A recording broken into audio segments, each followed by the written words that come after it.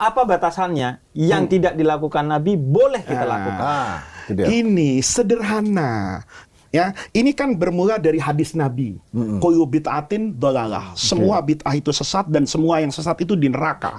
Maka karena ini hadis, kita ambil ulama yang paling top ketika mensyarah hadis. Ini hadis ada di Sahih Bukhari, ini hadis ada di Sahih Muslim.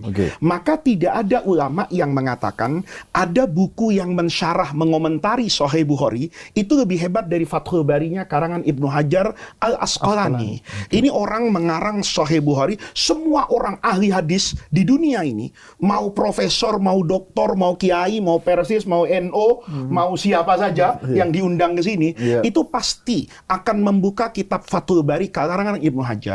Kalau membaca Sahih Muslim itu pasti mengambil Al-Minhaj syarahnya Imam Nawawi. Kedua ulama itu mengatakan begini, bid'ah itu hanya menjelaskan ini tidak ada di masa Rasulullah.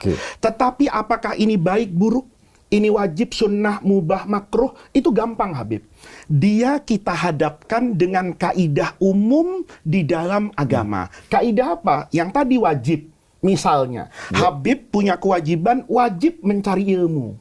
Maka membuat sekolah itu bid'ah wajibah. Nih, zaman Nabi nggak ada sekolah, nggak ada S1 jurusan syariah, usuluddin, tafsir, hadis, nggak ada. Karena dulu Rasulullah ketika mengajar itu semuanya mata pelajaran satu, agama Islam. Kita bisa bayangin ya, kayak apa mimpi kita kalau mau ujiannya besok langsung agama Islam. Tidak ditulis tafsir, hadis, nahwu, sharaf. Nah, ketika ini dibuat oleh para ulama klasifikasi ilmu untuk memudahkan seiring dengan perubahan zaman, maka bid'ah ini namanya bid'ah wajibah. Nah, nanti ada bid'ah yang mungkin sebatas sunnah saja kita buat. Nah, bid'ah itu artinya kan kreativitas dalam agama. Nah, di sini kelebihan NO nih Habib. Orang ini kreatif Habib. Berarti termasuk juga mungkin yang dekat dengan kita karena ini nuansanya Ramadan. Tarawih ya, Gus? Taraweh. Makanya kita katakan misalnya gini, Habib Ja'far ya. Habib Ja'far tadi ngasih contoh yang paling bagus tuh, taraweh. Taraweh itu kalau kita baca hadisnya, jangan dibayangkan masuk Ramadan, Nabi itu pengumuman sidang isbat. Besok Ramadan habis ini kita taraweh ya. Enggak gitu. Nabi ketiga yang kita baca dalam hadis semuanya, itu Nabi hanya mengatakan besok kita mulai puasa Ramadan. Tidak ada penjelasan tentang taraweh. Jadi setelah sholat Isya, Nabi itu pulang. Buktinya apa? Riwayat hadis taraweh itu diantaranya diriwayatkan oleh Ummul Mukminin Aisyah radhiyallahu anha. Kata Aisyah, fa kharaja dzata lailatin. Tiba-tiba Nabi keluar pada satu malam. Fa shalla. Salat nih yang Nabi di luar kebiasaannya sholat di masjid karena udah selesai Isya kan.